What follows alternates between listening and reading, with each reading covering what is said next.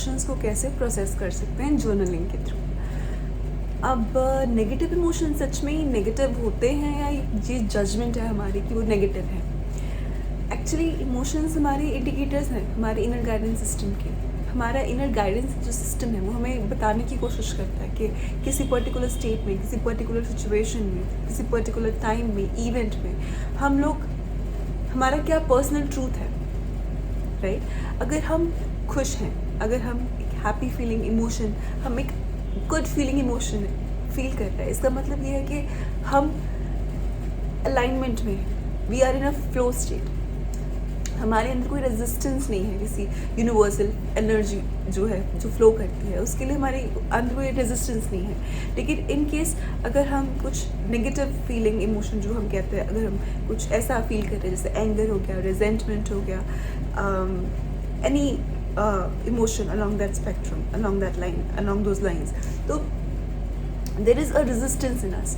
We feel tightness, we don't feel at ease, right? There is always there's a restlessness involved in it. So that we consider as a negative inherent polarity. ये हम एक dual universe में रह रहे हैं जिसकी जो nature है वो डुअलिटी पे बेस्ड है। अगर लाइट है तो there is darkness also, happiness है तो सैडनेस है, राइट?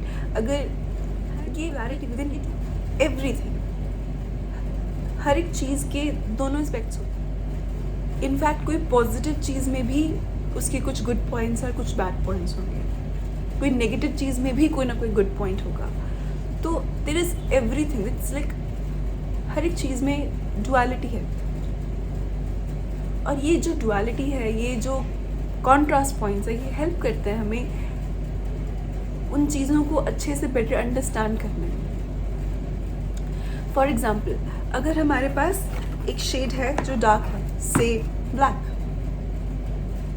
राइट? एक ब्लैक शेड,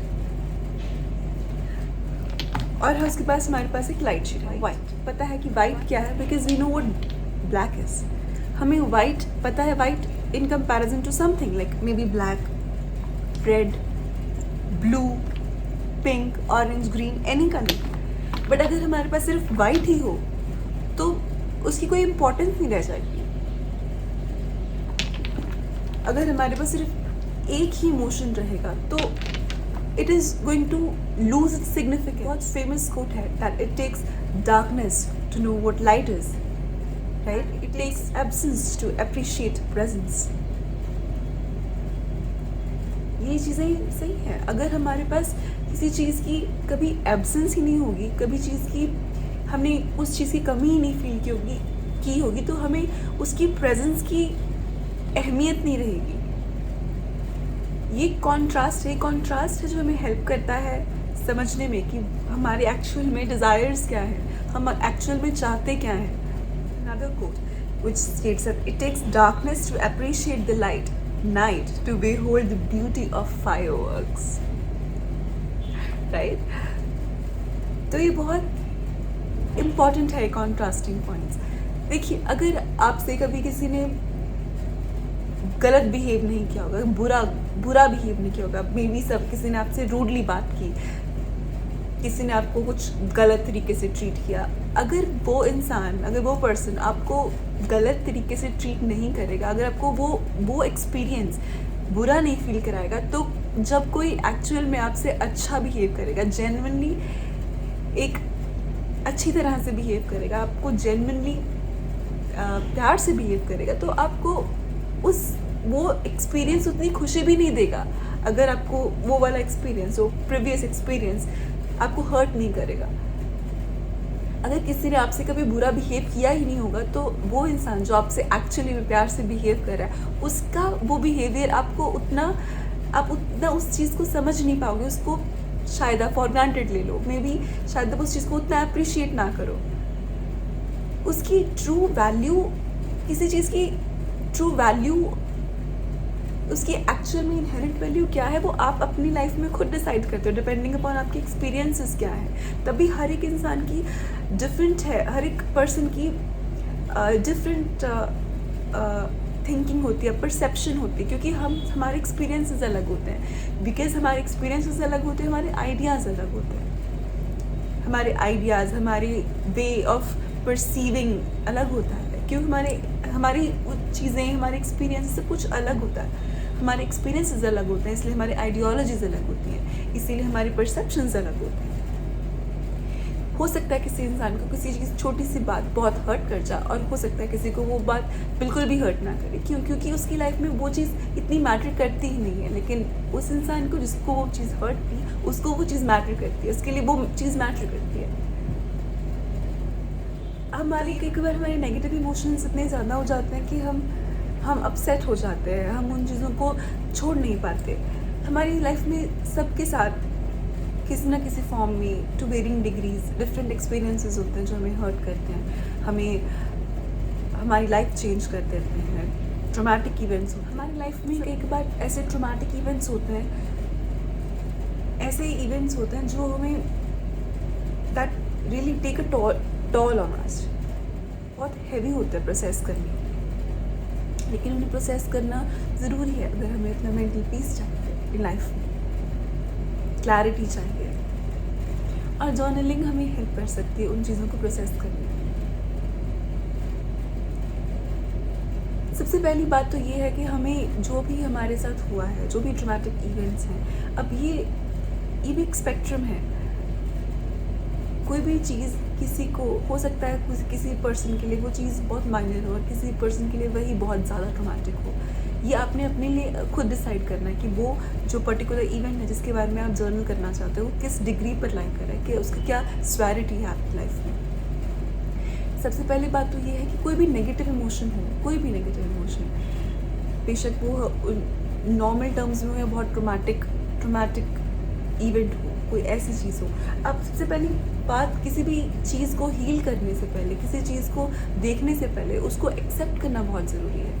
हमें एक्सेप्ट करना बहुत ज़रूरी है कि हम वो इमोशन फील कर चुके हैं, हम फील करते हैं, या फिर हमारे साथ ऐसा ट्रॉमेटिक इवेंट हो चुका है, अगर इनके हम किसी ट्रॉमेटिक इवेंट के बारे में बात कर रहे हैं। तो एक्सेप्टेंस से क्या होता है कि when you accept something, you are in a position to move forward from that. अगर आप उस चीज़ को भी एक्सेप्ट ही नहीं कर रहे, अगर आप उस चीज़ से अभी डिनाइल में हो, आप उस चीज़ को मान ही नहीं रहे कि वो चीज़ है, तो you can move forward from that place. अगर हमें किसी चीज़ का सोल्यूशन चाहिए तो हमें पहले उस चीज़ को मानना पड़ेगा कि हाँ, there is a problem, right. अगर कोई प्रॉब्लम है तभी हम उसका आगे सोल्यूशन निकालेंगे ना। सबसे पहले हमें उस चीज़ को एक्सेप्ट करना बहुत ज़रूरी है कि ये हम एक नेगेटिव इमोशन एक्सपीरियंस कर रहे हैं। अब फॉर एग्जांपल, अब इस जर्नलिंग के लिए अब हम बता रहे हैं, जैसे कि सपोज करो कि आज आपके साथ कोई एक्सपीरियंस हुआ that made you really, that it hurt you. Maybe आपके किसी कोवर्कर ने आपको कुछ कहा, या फिर maybe you had a fight with your parents और anybody that is close to you, and they said something to you that really made you sad or hurt by them, right? तो it depends upon, और hurt भी depend करता है कि वो person की क्या वैल्यू है आपकी लाइफ में। कई बार कुछ लोग जो होते हैं वो हमारे इतने क्लोज नहीं होते, फिर भी हम काफ़ी हर्ट हो जाते हैं उनकी बातों से। लेकिन कई बार क्या होता है, कुछ चीज़ें हमें हर्ट इसलिए करती क्योंकि that person matters to you very much. तो उन चीज़ों को एक्सेप्ट करना, वो चीज़ें आपको पता है कि आपकी लाइफ में कौन कितना इम्पोर्टेंट है और आपका हर्ट का एक्चुअली रीज़न क्या है, राइट। तो उन चीज़ों को आप लिखो, और आप किसी ने आपको हर्ट किया है, किसी की बात आपको हर्ट की है, आप सबसे पहले उस इवेंट को लिखो कि क्या हुआ था एक्चुअली। क्योंकि कई बार जब हम इस चीज़ को लिखते हैं, हम एक तो इमोशनल एनर्जी जो हमारी डिस्चार्ज हो जाती है। कई बार क्या होता है कि हम इतने इमोशनली चार्ज होते हैं कि we can't think clearly, right. तो अगर हम इतने इमोशनली चार्ज होंगे, हम उस चीज़ को एक न्यूट्रल स्टैंड पॉइंट से नहीं देख पाते, हम बायस्ड होते हैं। Because when we are hurt, we as is said ना कि hurt people, it's like अगर हम ऑलरेडी सैड हैं, अपसेट हैं किसी बात से, और हम उस टाइम पे कोई कंक्लूजन निकालने की कोशिश करते हैं उस चीज़ को, हम अगर हम ऑलरेडी हर्ट है तो हम we can't make a good decision. एक और कोट ऐसे आते कहते हैं कि you should never make promises when you are happy, and you should never make a decision when you are sad. It's true, it's because उस time हमारे जो ओपिनियंस होते हैं, हमारे जो डिसीजन मेकिंग एबिलिटी है वो बायस हुई होती है। जब हम हैप्पी होते हैं हम ज़्यादा हैप्पी हुए होते हैं, we are more open and we are मतलब अपनी नॉर्मल जो हमारी नॉर्मल वैल्यू है, जो नॉर्मल हमारी जो लेकिन से जो हम यूजुअली रहते हैं, हमारी यूजुअली जो डिसीजन मेकिंग कैपेसिटी उससे थोड़ा सा ज़्यादा हैप्पी होता है, उससे दूसरी साइड पे होता है। और अगर हम थोड़े सैड होते हैं या किसी ने हमें हर्ट किया होता है तो हम थोड़ी उस डायरेक्शन में हम लेते हैं अपने डिसीजंस, हमारे उस नेगेटिव डायरेक्शन, उस डायरेक्शन में बायस्ड होते हैं। तो ये बहुत इम्पॉर्टेंट है। तो आप एक बार एक्सेप्ट करो कि हाँ उस चीज़ ने, उस बात ने आपको हर्ट किया है, आप उस चीज़ को लिखो। उसके बाद आप ये लिखो कि उस पर्सन की आपकी लाइफ में इम्पोर्टेंस क्या है, वो है कौन, और उसकी भी पॉइंट्स लिखो, उसकी भी ये चीज़ लिखो कि उस पर्सन के साथ आपका क्या रिलेशन रहा है। मे बी हो सकता है कि वो बहुत इम्पोर्टेंट हो आपकी लाइफ में, हो सकता है वो आपका बेस्ट फ्रेंड हो सकता है कि वो कोई भी ना हो सकता है वो एक स्ट्रेंजर हो जिसने आपको कुछ कहा और आपको बुरा लगा उनकी बात का। तो ये लिखो। और आप कई बार क्या होता है, अगर हम किसी ने हमें हर्ट किया होता है तो हम इतने अपसेट होते हैं कि हम उनके अच्छी बातें भूल जाते हैं, हम वो चीज़ें नहीं देखते। ये ह्यूमन नेचर है। अगर किसी ने हमें हर्ट किया, हो सकता है उन्होंने आपकी इतनी बार हेल्प की हो, इतनी बार उन्होंने आपका साथ दिया हो, लेकिन हम उस टाइम वो भूल जाते हैं क्योंकि हम उस टाइम अपनी स्टेज में नहीं होते, हम नहीं होते। आई मीन हम होते हैं, लेकिन वो हमारा पार्ट जो है वो एक प्रोटेक्टिव पर्सनालिटी होती है हमारी, जो हमें एक थोड़ी प्रोटेक्ट करना चाहती है हमें। हम थोड़े उस टाइम पे अपनी सेल्फ सेंटर्ड हो जाते हैं। तो अब उस टाइम क्या होना है, उस टाइम जब ये बात हो चुकी है, you have to be there with yourself, you have to be your own best friend. People are very lucky. You're very lucky if you have friends and colleagues who can support you and say that no, this was not your fault, and है ना कि it was not your fault, it's good. But कई बार सबके पास नहीं भी होते ऐसे लोग जो उनका सपोर्ट कर सके, उनका साथ दे सके। तो उस टाइम पे आपको खुद अपना सपोर्ट बनना है, अपने आप को खुद समझाना है कि है ना, कि आपका जो भी नाम है आप अपने आप को प्यार से बुलाओ और आपको बोलो कि कोई बात नहीं, that was not your fault और नॉट योर डूइंग। अगर नहीं है तो इनकेस अगर आपसे गलती हो भी गई है, that's also completely fine, because you know we are human beings, we make mistakes, we do mistake, we make mistakes all the time and that's how we learn. Mistake करना गलत बात नहीं है। अपनी मिस्टेक से सीखो और इम्प्रूव करो। ऐसा कोई इंसान नहीं है जो कभी कोई गलती नहीं करता। अगर ऐसा कोई इंसान होता तो वो इंसान होता ही नहीं। तो इट्स ओके, उस चीज़ को बी लविंग टू योरसेल्फ। अगर आप अपने आप से प्यार से बिहेव करोगे, अपने आप से प्यार से बात करोगे, तो eventually it is going to fill you with so much love that आप बाकी लोगों को भी आसानी से फॉरगिव कर पाओगे, उनकी सिचुएशन को समझ पाओगे और उनको माफ़ कर पाओगे। इससे क्या होगा कि आपको आपकी लाइफ में एक पीस बना रहेगा। आप समझ पाओगे कि द पर्सन जो इस तरह से बिहेव कर रहा है कि उसकी क्या सिचुएशन होगी। अगर उसकी एग्जैक्टली सिचुएशन वो नहीं भी है, अगर that person is doing something out of you know pure malicious nature or something, anything like that, so it's okay. That's not in your circle, it's not in your bubble, that kind of energy is not there in your circle. You have released that energy with love, you have cleared that energy, you have cleared your space, and that's the best thing, that's the beauty of it. आप अपनी life, अपनी aura को clean रखो, pure रखो। And I think जब आप इन चीज़ों को, इस सिचुएशन को लिखते हो, it releases the emotional charge out of it. You get a calmness, like आपको आपके अंदर एक calmness, एक wave जाती है जो कि आपको calm कर देती है. You feel peace, and what is more precious than peace, right? अगर हम जैसे कई बार हमसे कोई कुछ बुरा बिहेव करता है, हम उस चीज़ को होल्ड ऑन करके रखते हैं कि उसने आज ये कहा, कई बार we well presentment for that person, but you know it's how to let go. हम कहते हैं, कितने लोग कहते हैं कि just let go of this thing, let go of, भूल जाओ, एक कान से सुनो दूसरे कान से निकाल दो, but how to practically do it? It's not possible, मतलब बहुत से लोगों के लिए आसान नहीं है ये चीज़ करनी कि भूल जाओ, कैसे कैसे करना है। अगली बार कोई ऐसे आपको ऐसे कोई कमेंट पास करे जो आपको जेन्युइनली हर्ट करती है, उसको बोलो कि it was a contrast, it was a dark shade, it was a black shade, it was a black shade that is going to help you to appreciate the red color. It is going to help you to appreciate the beauty of red color, the black color. So is black bad? नहीं, क्यों? क्योंकि अगर black नहीं है तो red नहीं है, समझ रहे हो आप? अगर कोई आपसे बुरा बिहेव नहीं करता, अगर आपको जगह आपसे कोई बुरा बिहेव कर रहा है, अगर आपको उसका बुरा नहीं लग रहा, तो आपको किसी इस पर्सन के अच्छे बिहेव करने का भी अच्छा नहीं लगेगा। अगर आप इस चीज़ को, इसकी ब्यूटी, इसका एक्सपीरियंस अच्छे से एक्सपीरियंस करना चाहते हो, तो you will have to experience this first. Contrast ना, simple, appreciate contrasts, it adds so much to your life. इतनी एक्टिविटी करने से आपका काफ़ी इमोशनल चार्ज रिलीज हो जाएगा, यू विल फील रियली काम आफ्टर डूइंग दिस। अब उसके बाद जब ये सिचुएशन हो गई, उसके बाद आप ये लिख सकते आप क्या चाहते कि क्या होता उस सिचुएशन में। मे बी आप चाहते कि अदर पर्सन आपसे ऐसे बिहेव करता, या मे बी आप चाहते कि वो कोई फ्रेंड आपका साथ देता, या मे बी जो भी करेक्शन, अगर आपको एक चांस मिलता है कि उस सिचुएशन एट हैंड को चेंज कर सकते हो, आप उसको मॉडिफाई कर सकते हो, तो आप उस चीज़ को कैसे मॉडिफाई करोगे? मे बी आप अपने लिए स्टैंड ले पाओ, या फिर मे बी कोई और आपके लिए स्टैंड ले पाए, या फिर कोई सिचुएशन ही चेंज हो जाए, या फिर वो पर्सन आए ही ना, या फिर मे बी वो पर्सन आपको कुछ अच्छा बोले। कि जो भी सिचुएशन, आप जिस तरह से उस सिचुएशन को मॉडिफाई कर सकते हो, उसको एक एक्सरसाइज के फॉर्म में लिखो।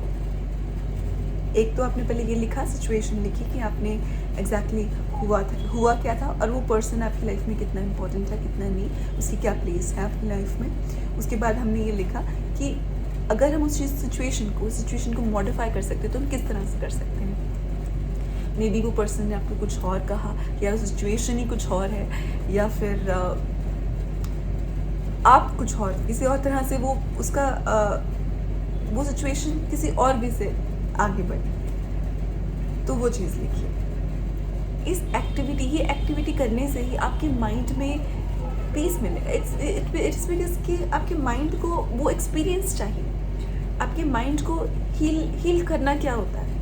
अगर हम पूछे कि व्हाट इज हीलिंग इज कि जो भी चीज़ हर्ट हुई है, जो भी जिस चीज़ की वजह से आप हर्ट हुए हो, उस चीज़ को ऑपोजिट, जब कोई चीज़ उस चीज़ से ऑपोजिट चीज़ आपको मिलती है, जिस चीज़ ने आपको हर्ट किया है, तो it actually heels you. For example, अगर किसी ने आपसे कुछ बुरा कहा है, अगर आपको वो इंसान या कोई और, मतलब वो चीज़, उस चीज़ के वो वूंड है जिसने आपको हर्ट किया है, कोई भी वूंड है, अगर वूंड भर जाता है तो वो हील हो जाता है। एंड द थिंग इज, अगर हम उस वूंड को ज़बरदस्ती क्लोज करने की कोशिश करें तो it's not going to go very well, उसमें इन्फेक्शन हो जाएगी। और अगर वो प्रॉपरली एंटीबायोटिक से ट्रीट किया हो, उस पर अच्छे से क्लीन किया हो, डिसइंफेक्ट किया हो, तो उसके बाद हम उस पर एक ऑइंटमेंट लगाएं, उसको अलाउ करें कि वो हील हो, तो it's going to heal itself. तो यही होता है, कई बार हमारे नेगेटिव इमोशंस होते हैं, हम उन्हें ज़बरदस्ती सील करने की कोशिश करते हैं कि हाँ बस सब ठीक हो जाए, हम उनको सब्स्टिट्यूट करने की कोशिश करते हैं, हम अपने आप को डिस्ट्रैक्ट करने की कोशिश करते हैं। उस वक्त हम सेम चीज़ कर रहे होते हैं, उसके ऊपर बैंडेज लगा के अपने नेगेटिव इमोशन के ऊपर होता क्या है, उससे वो इन्फेक्शन स्प्रेड हो जाती है, वो चीज़ हील नहीं होती। हील होना इज़ बहुत डिफरेंट चीज़, और हील होने के लिए आपको रूट्स पे जाना पड़ता है, आपको देखना पड़ता है कि एक्चुअली किस चीज़ ने आपको हर्ट किया, क्या रूट कॉज क्या था। और एक बार आप रूट कॉज की तरफ जाओगे तो आप उस रूट कॉज को रिमूव कर सकते हो। और रूट कॉज आपको पता तब चलेगा अगर आप टाइम दोगे उस चीज़ को, सिचुएशन में जाके देखने, उसको एनालाइज करोगे। और एनालाइज तब करोगे जब आप एक न्यूट्रल स्टैंड पॉइंट से वहाँ पे जाओगे, एक ऑब्जर्वर की फॉर्म में जाओगे। अगर आप ऑलरेडी एक विक्टिम मेंटालिटी से सिचुएशन को देखोगे, आप ऑलरेडी एक विक्टिम मेंटालिटी से जा रहे हो कि हाँ उस पर्सन ने ऐसा किया था, तो you are not in a neutral position, you are not in a neutral state of mind, you are not going to make the right choice for yourself और एनीबडी एल्स। एक्सरसाइज है जिसमें ये लिखेंगे हम कि हम उस चीज़ को मॉडिफाई कैसे कर सकते हैं, हम उस सिचुएशन इन हैंड को किस तरह से मॉडिफाई कर सकते हैं। तो वो चीज़ आपकी पर्सनलाइज्ड है। आप जब ये लिखोगे कि उस सिचुएशन को मैं कैसे मॉडिफाई कर सकती थी, या मतलब वो सिचुएशन कैसे मॉडिफाई हो सकती है, अगर आपके सामने एक पिक्चर की फॉर्म में एक से लेट्स से कि जो भी सिचुएशन हुई है वो एक फिल्म की मूवी थी, फिल्म का सीन था, और अब आपको बोला जा रहा है कि आप उस चीज़ को सिचुएशन को चेंज कर सकते हो, आप एक्टर्स को आप उसको जिस तरह से चाहो आप उस तरह से चेंज कर सकते हो। मे बी वो सारे जो भी सिचुएशन, जो भी पीपल इन्वॉल्व थे उस सिचुएशन में वो एक्टर्स हैं, और आप उनको बोल सकते हो कि अपना डायलॉग चेंज करो, या फिर आप कंप्लीटली सिचुएशन ही चेंज कर सकते हो, वेन्यू चेंज कर सकते हो। It's all up to you, you have to decide. और उस तरह से आपने उस सिचुएशन को मॉडिफाई करके वो चीज़ लिखनी है कि आप कैसे चाहते कि वो सिचुएशन क्या होगा।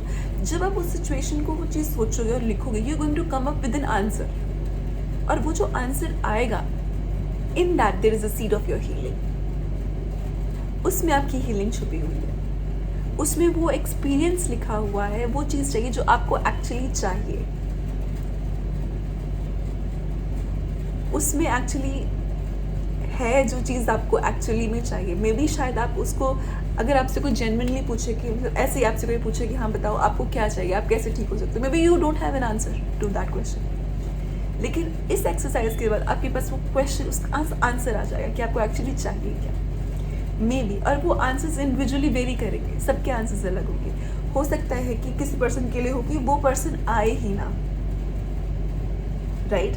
अगर वो पर्सन, आप चाहते हो कि वो पर्सन आए ही ना, तो दैट्स अ डिफरेंट थिंग। और हो सकता है कोई पर्सन लिखे कि वो आए लेकिन वो कुछ आपको कुछ अच्छा बोले, तो that is a separate thing. मतलब उस पर्सन की हीलिंग किसी और लाइन्स पे होनी है।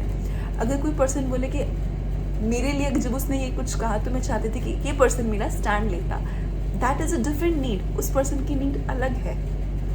मे बी कोई पर्सन सोचता है कि उस सिचुएशन में मे बी मैं अपने लिए स्टैंड ले पाता या ले पाता, that is a different need, that is a different desire all together. तो उस पर्सन का डिफरेंट है हीलिंग पॉइंट, उसका वो चीज़। और आपको क्या चाहिए आपके लिए, वो आप अपने आप खुद आंसर करोगे जब आप उस सिचुएशन को, जब आप उस चीज़ को, उस एक्सरसाइज को करोगे, जब आप देखोगे कि उस सिचुएशन को आप किस तरह से मॉडिफाई कर सकते हो, you are going to get answers. This is going to help you to know yourself. अगर आप कोई ऐसा नेगेटिव इमोशन एक्सपीरियंस कर रहे हो, तो सबसे पहले आप allow yourself to experience that emotion, sit with that emotion. से आपको बहुत गुस्सा आ रहा है, just allow yourself to release it in a safe way, in a positive way. Maybe you can write it down, maybe you can listen to some music, maybe try to discharge it in a good way, in a safe way, in a constructive form. Maybe you start cleaning your closets, or maybe you start organizing your desk, or maybe you start cooking, or maybe you start gardening. कोई भी चीज़, कुछ भी, मतलब maybe start cleaning something, maybe कोई भी चीज़, इस तरह से आपकी वो जो एनर्जी है वो सारी डिस्चार्ज हो जाए। maybe you start ironing clothes, एक उस तरह से क्या होता है आपका इमोशनल चार्ज